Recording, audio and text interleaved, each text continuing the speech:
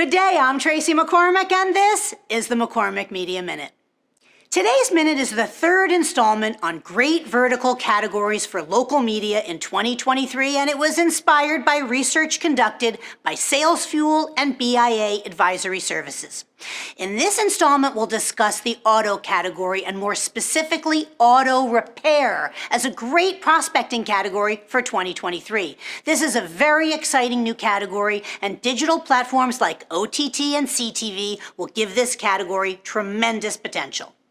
I'll bet you'll never guess how long the average person keeps their car for now. Take a guess. 7 years? 10 years? Actually, the average vehicle on the road is over 12 years old now. Inventory shortages, increased prices by local dealers, and increased interest rates are causing vehicle owners to repair what they have rather than buy a new car. You know what happens to a car after 5 years on the road? Things start to break down, big time. And adults with over $75,000 in income are more likely to look for a do-it-for-me type of repair. They're not going to do it themselves. They have more money than time, so they'll take it to the dealer or to a local repair shop.